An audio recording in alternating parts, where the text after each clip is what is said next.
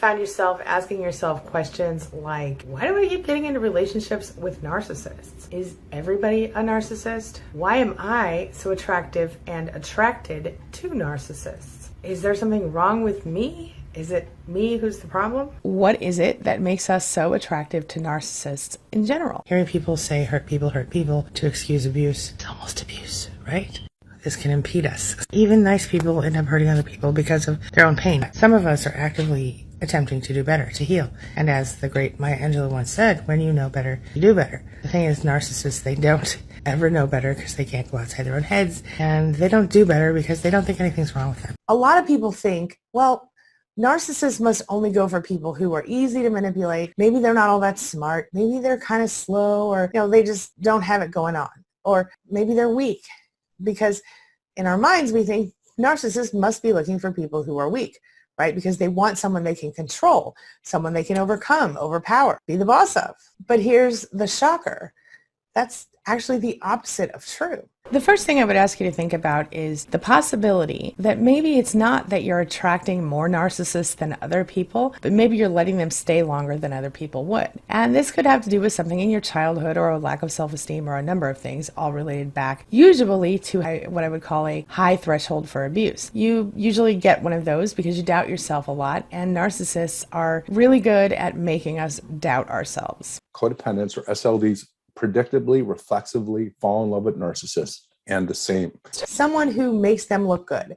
Someone who looks good on their arm, or someone who everyone around them might feel jealous of them for getting. A very attractive woman, a very attractive man, someone who the narcissist can get their hooks into and feel an ownership of, and also someone very physically attractive, common, or someone who has accomplished something that the narcissist can kind of glom onto and be part of. Someone who makes them look and feel like they're a better person for being involved with that person. And I find it interesting how often I look at our Spanily members, the people in our support groups, people here on YouTube, and I see how beautiful everyone is. Now, we don't always realize it, but it's true. Narcissists are not into slow people or unintelligent people or unattractive people. So if you have found yourself with a narcissist, chances are you're probably attractive as well as intelligent. And probably stronger than you thought, because narcissists love a challenge. Whether they mirrored you or they chose to use a persona that complemented your own, or they just tried to be the perfect person for you, they weren't really who they claimed to be, and by now you probably know that. Maybe they even pretended they were into the same things you were into, or they pretended that they liked the same things you like. And on top of that, they probably made sure to hand you everything you needed and wanted in any given moment during the love bombing phase. But at some point, things got a little worse, didn't they? They didn't follow through on the person you signed up for, the person they claimed they were. And then you spent the rest of your relationship intermittently seeing glimpses of them, and then being devalued and discarded repeatedly in between those glimpses. Narcissists want someone who has characteristics maybe they don't have, or who owns certain qualities or certain things that they want. Maybe that person has certain talents that the narcissist admires, or that person has certain character traits that the narcissist wants or thinks that other people want. Or maybe that person's really, really good looking and the narcissist feels like they could be some sort of trophy. Or maybe that person's really strong-willed and they really know what they want in life and they have all the things happening that are moving them in that direction. They're someone who, in general, tend to impress people they meet. They really want to kind of stand in that person's light. Narcissists themselves are naturally dark people, as in they don't have this inner light to shine out and share with the world. And so what do they want? They want to consume the light that you have. Personally, I think that narcissists who meet amazing people like you and who manage to get you under control, who manage to manipulate you and gaslight you and make you think you're not good enough or make you think you're crazy or whatever it is they're trying to make you think. A lot of it has to do with the need to both control you and manipulate you into doing what they want. They will withhold until they get what they want. They use it as a bargaining chip. Sometimes they withhold because you didn't do something right or say something right for them. Sometimes they just don't enjoy it, and so they, fake it to get you on the hook, and then they just stop. And in some cases, they might have found a new supply and have decided that they're going to move on with that person, but they're not quite ready to pull the trigger yet. They might be cheating. There are lots of different reasons, but Mostly, it's about manipulation and control, in my experience. They see you as a challenge, you see. They feel more accomplished if they're able to actually stop you from feeling good about yourself, from feeling like you are strong-willed. And yet, of course, on the flip side of that, they also find themselves feeling like they're not as attracted to you when you are broken. So what I mean is they might see you like a wild horse that needs to be tamed and broken. And that might be very attractive to them. But once they actually do tame and break you, suddenly they're bored with you. They've got nothing else to say, nothing else to do. They're done. Sound familiar? Bottom line, whatever it is that the narcissist likes about you, they will inevitably try to destroy that thing in you. Yeah, no question. Trauma bonding is nothing to play with. It's serious. It makes you do things you would never normally. For example, when I left my ex-husband, not only did I replace everything in the house that I took with another thing like it, even though I had no money, but I also sat with him for hours teaching him how to pay the bills, teaching him how much money he would need to make to survive and keep the little tiny house that we had, which wasn't much, and, trying to help him be okay and be a grown-up. And this was despite the fact that he had been 8 years older than me, and despite the fact that he had abused me to the point that I had to run away and go somewhere else that was not a great thing at the time. So maybe you have a really great career and you're successful and your life is awesome and the narcissist wants in on that. And yet somehow during the course of your relationship, the narcissist manages to destroy or at least slow down your career. Or maybe you're someone who has a public persona and they want to be with you on the red carpet everywhere you go. And suddenly they start some kind of drama that causes your career to go down the tubes. Maybe they're jealous that you have a really good relationship with someone in your family, your whole family. They want to be part of it. And yet, as you take them to family events and do all these things, they're constantly undermining and undercutting. And before you know it, you're estranged from your family. Not only do narcissists want to isolate you in order to control you, but they want to destroy the things in your life that are good. Because people with narcissistic personality disorder tend to see you and other people in their lives as extensions of themselves, they are always looking for people who are one step above them or 10 steps above them. And not only does that make them feel like they've conquered something by getting your attention and getting you to be with them or spend time with them, but it also sort of makes them feel as though they have accomplished what you have accomplished. Number two, the narcissist looks for someone who validates them, someone who listens to their feelings, listens to what they have to say, and tells them, honey, you're so right. I totally get it. This is the person who walks around saying yes to the narcissist. Yes, you're amazing. Yes, you have valid feelings. Yes, I believe what you say. Yes, you seem real to me. This person will overlook their flaws. This person will basically hold them up on a pedestal and tell them how great they are. Sometimes this person is their mother or their father. Sometimes this person is a boss or a friend, and sometimes it's a spouse or a partner. This person will find all the things that are right with the narcissist and lift those things up, and any flaws the narcissist has, this person will minimize and sort of shove aside in order to make the narcissist feel good. I think I was this type of person, and I still am up to a point. And we think, maybe I can help that person, or maybe it'll get better, or maybe people change, or maybe they're just insecure because we're not committed yet. And then you allow that person to stay in your life. That's one possibility. I always felt like I needed to help people in my life, whether they were my friends or family members or partners, to feel better about themselves. And so it was my mission in each relationship to lift up that person and make them feel better about themselves. And when that's done, a lot of times a narcissist will dump you and walk away, or they'll use you for supply because you validate them so well. Does that ring true for you? Most empaths are always going to do their very best to try to hold up everyone else's self-esteem. And this is why narcissists are very attracted to this nurturer type. And number three is kind of similar to number two, but it's a little different. This is someone whose sole purpose in the narcissist's mind will make them feel good about themselves. Now, this could be a combination of one and two. This could be somebody who looks really good and validates everything they say and feel. Or it's someone who just lifts them up for who they are. This is someone who is always doing their very best to make everyone around them feel amazing. They might help the narcissist feel better about him or herself by constantly issuing compliments to them, constantly telling them how great they are, kind of picking them up whenever they're sad. This is the type of person who's going to react quickly and swiftly to any extreme emotion expressed by a narcissist, and they're going to do their very best to hold them up so they don't fall into their own pit of self-hate, self-loathing. This person will give them lots of compliments and lots of shows of affection, maybe a public display of affection, or maybe, they'll Facebook call them out for being amazing or whatever it is. This person is all about not just privately lifting this person up, but also publicly and making that person feel like $1,000,000. And then finally, number 4, which we've kind of already touched on, the person who has stuff going on in the positive for them. It's a person who is perfect in every way. Whether this is someone who is strong family relationships or a great career, or someone who is a model and they're walking the runway. This is a person that the narcissist feels is impressive to them in some way. So it's someone who they almost feel like they have to reach up to get. And if we're being honest, all 4 of these people on some level are someone the narcissist has to reach up to get. And as soon as that narcissist gets their hooks into someone and recognizes that that person is in fact only human, the idealization phase ends, and boom, they find themselves being devalued and discarded in sometimes cycles, and sometimes the permanent discard comes, but usually there's some hoovering involved.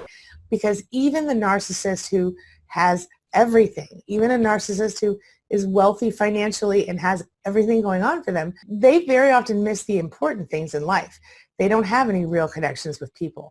They don't have any real friends or people they can count on because they have alienated everyone, or because the people who are in their lives are just scared of them and they're only doing what they do in order to avoid the narcissistic rage coming their way.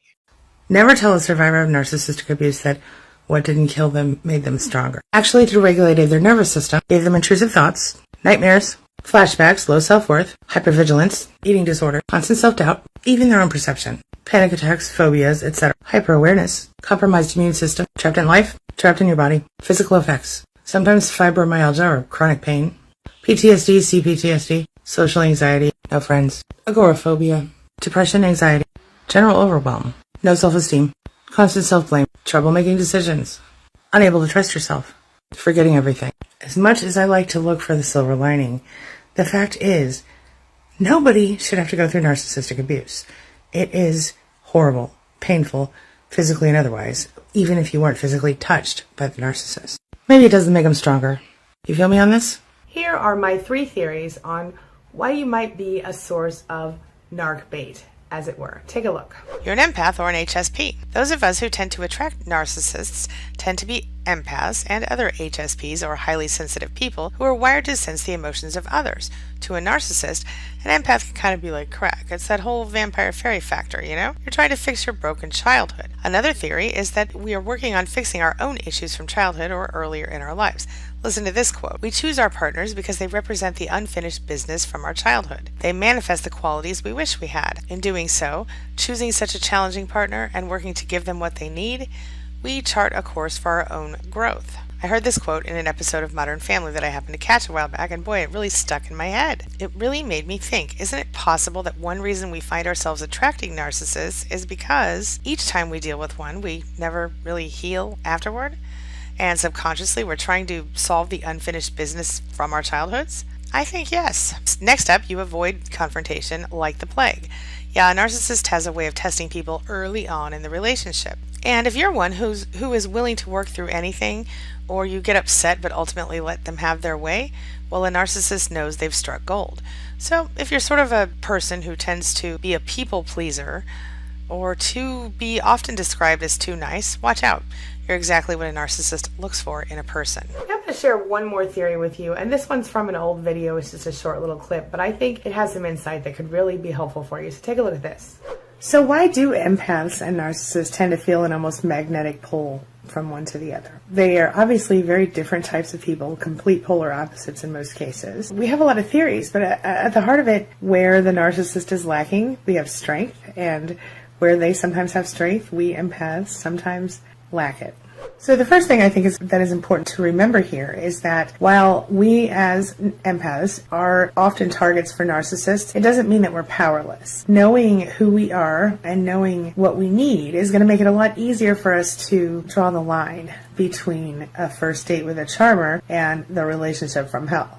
if we're careful. So if you find yourself in a toxic relationship, you already know that the best solution is to leave, because it's not really your job to fix anybody else, okay? You have to take care of yourself at this point and any children you may or may not have. So the first thing is that the narcissist will often create a certain sense of comfort, believe it or not, for the empath. Now, how does that work and why does that happen? The empath feels a really strong connection to the narcissist, even if the narcissist doesn't do anything to let the empath know that they're on track with their feelings. Part of that is because the empath loves to love.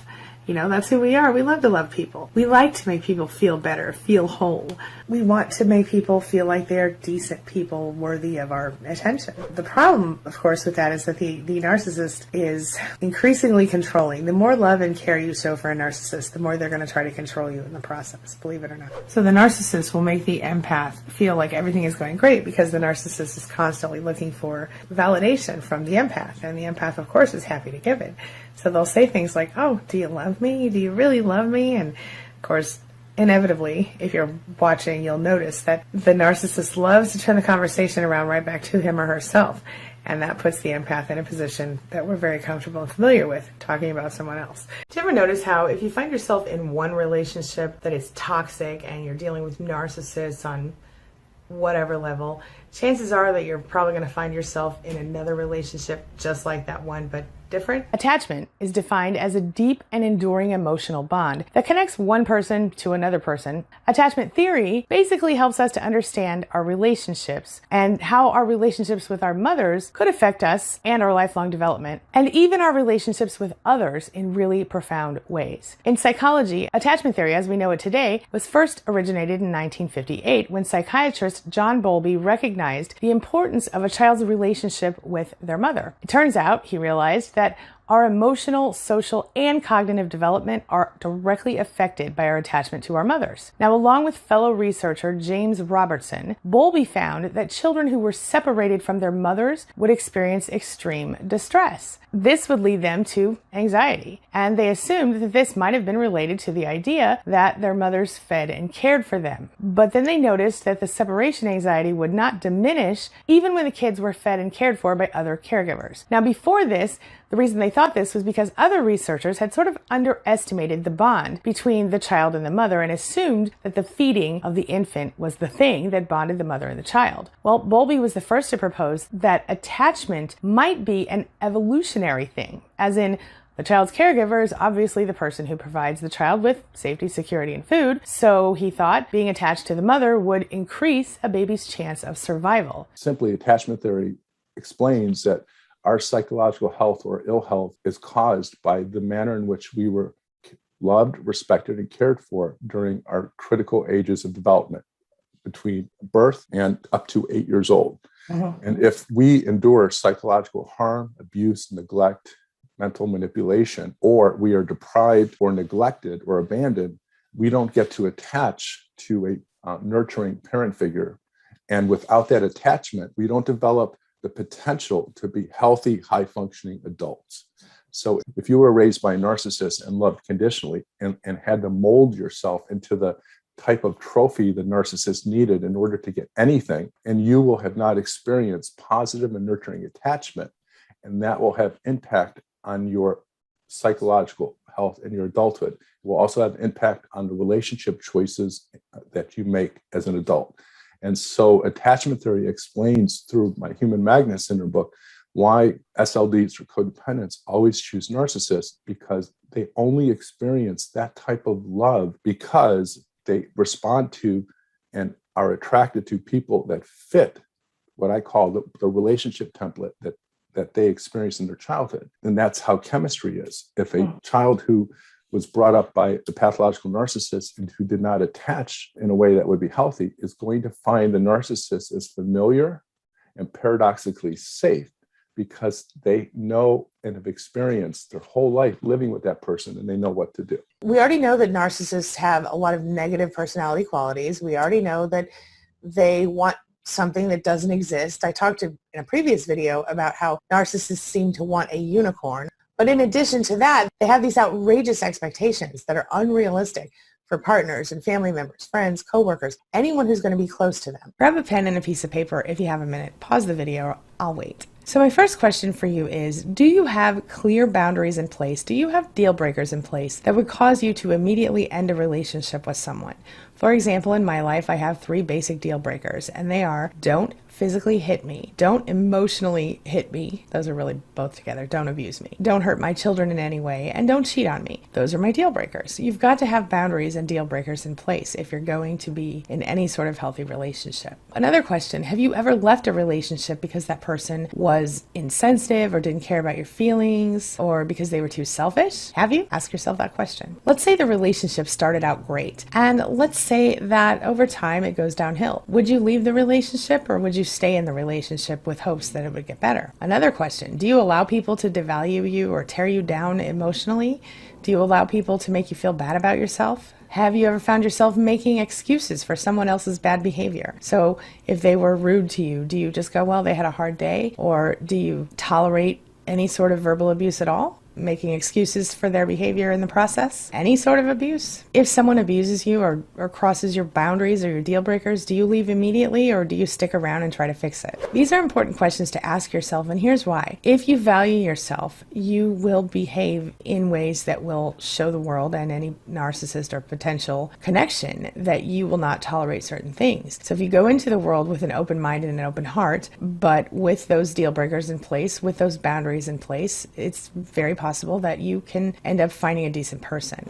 My point is, you got to raise your standards. You can't tolerate things like abuse. You can't tolerate even some of the smaller things, like someone who's just a little selfish. A little selfish is one thing. Excessively selfish with a lack of empathy is a toxic person. And you can't let toxic people be part of your inner circle. Have you been invalidated by someone in your life on a consistent basis? Did they have you doubting your sanity, making you wonder if maybe you really were crazy? If so, you're not alone. Chances are you might have been dealing with a narcissist in a toxic relationship, and this channel was created for you. After realizing that I had experienced narcissistic abuse from first a parent and then a spouse, I recognized that there must be others like me, people who were thinking that something was wrong with them, or that they were crazy as they went on suffering in these dehumanizing toxic relationships. And this led me to my life's mission. My name is Angie Atkinson, and I help narcissistic abuse survivors recognize, understand, and overcome their abuse, and then to evolve and level up their lives so that they can be truly happy and fulfilled. I offer validation of your experience, explanation of the psychology behind that experience, and tools and tips and ideas to help you stop being codependent and start becoming the best possible version of yourself.